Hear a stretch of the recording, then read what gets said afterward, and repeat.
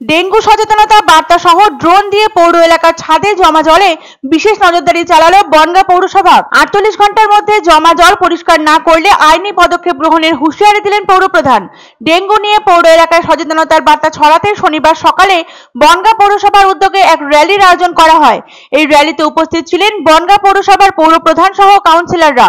এছাড়াও উপস্থিত ছিলেন স্বাস্থ্য বিভাগের কর্মীরা এবং বনগাঁ মহকুমা হাসপাতালের চিকিৎসক সহ বনগাঁ থানার আইসি শিবু ঘোষ। পৌর এলাকার মানুষদের বিশেষভাবে সতর্ক করা হয় এই ডেঙ্গু সচেতনতামূলক র্যালি থেকে।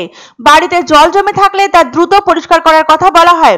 এরই পাশাপাশি ড্রোন উড়িয়ে বনগাঁ বাজারের বহুতল বিল্ডিং এর ছাদের উপরও বিশেষ নজরদারি চালানো হয়। যে সমস্ত বিল্ডিং গুলোর ছাদে জল জমে আছে তাদের মালিকদের 48 ঘন্টা সময়সীমা বেঁধে দেওয়া হয় জমা জল পরিষ্কার করার জন্য। যদি তা না করা হয় তাহলে তাদের বিরুদ্ধে আইনি পদক্ষেপ গ্রহণ করা হবে বলে জানান পৌরপ্রধান গোপাল শেঠ। শনিবার পৌরসভা থেকে শুরু হয় এই র্যালিটি। এরপর থানার মোড় ঘুরে মতিগঞ্জ ঘুরে 1 নম্বর গেট দিয়ে শেষ হয় র্যালি। এই র্যালি থেকে বনগাঁ নাগরিকদের ডেঙ্গু থেকে সতর্ক থাকার পরামর্শ দেওয়া হয়। যতদিন যাচ্ছে বাংলায় বৃদ্ধি পাচ্ছে ডেঙ্গি আক্রান্তের সংখ্যা। আগে শুধুমাত্র পৌরসভা এলাকাগুলোতেই ডেঙ্গির প্রকোপ বেশি মাত্রায় পরিলক্ষিত হতো, তবে বর্তমানে পুরসভা এলাকাগুলোর পাশাপাশি শহরতলি এলাকা সহ সমগ্র রাজ্যে বৃদ্ধি পাচ্ছে ডেঙ্গুর প্রকোপ। ডেঙ্গু আতঙ্ক এবার দেখা দিল বনগাঁতেও। ফি বছর বর্ষা শুরু হওয়ার সাথে সাথেই বাড়ে ডেঙ্গুর প্রকোপ। এই সময় সচেতনতাই পারে মানুষকে সুস্থ রাখতে। জমে থাকা জলেই বংশ বিস্তার করে এডিস মশা।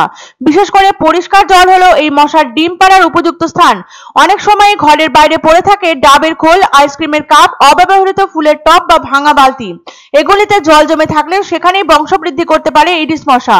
এগুলি ছাড়াও বাড়ির উঠোনে জমে থাকা অপ্রয়োজনীয় গর্ত, ডোবা, এসির জমে থাকা জল, ফ্রিজের জমা জলেও সহজেই বংশ বিস্তার করে এই মশা। এই ক্ষেত্রে কিছু সচেতনতা অবলম্বন করলেই ডেঙ্গু প্রতিরোধ করা অনেকাংশে সম্ভব হয়। 2 থেকে 3 দিন পর পর পাল্টে দিতে হবে ফুলদানির জল। অ্যাকোয়ারিয়াম বা চৌবাচ্চা থাকলে 3 দিনে একবার জল বদলে দিতে হবে। বাড়ির পারিপার্শ্বিক এলাকা পরিষ্কার রাখতে হবে। ময়লা আবর্জনা যেন না থাকে সেদিকে লক্ষ্য রাখতে হবে।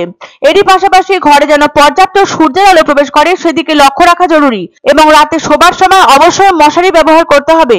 এই সকল সচেতনতা বার্তা সহ শনিবার সকালে বনগাঁ পৌরসভার উদ্যোগে এক র্যালির আয়োজন করা হয়। এরই পাশাপাশি ড্রোন দিয়ে বিশেষ নজরদারি চালানো হয় পৌর এলাকার ছাদে জমা জলে। পৌর প্রধানের পক্ষ থেকে কড়া হুঁশিয়ারি দেওয়া হয় 48 ঘন্টার মধ্যে জমা জল যদি পরিষ্কার না করা হয় তাহলে আইনি পদক্ষেপ গ্রহণ করা হবে। এই র্যালিটি পৌরসভা থেকে শুরু করে থানার মোড় ও মতিগঞ্জ ঘুরে 1 নম্বর গেটে গিয়ে শেষ হয়। বনগাঁকে ডেঙ্গু মুক্ত গতবারও রেখেছিলাম, এবারও আমার স্বাস্থ্য বিভাগ এবং কনজারভেন্সি ডিপার্টমেন্টের কর্মীরা আরও বেশি করে তাদের কর্মের মধ্যে দিয়ে রাজ্য সরকার মমতা ব্যানার্জির যে নির্দেশ সেটাকে সঠিকভাবে পালন করে বনগাঁ শহরকে ডেঙ্গু মুক্ত করার জন্য আজকের এই পদযাত্রা।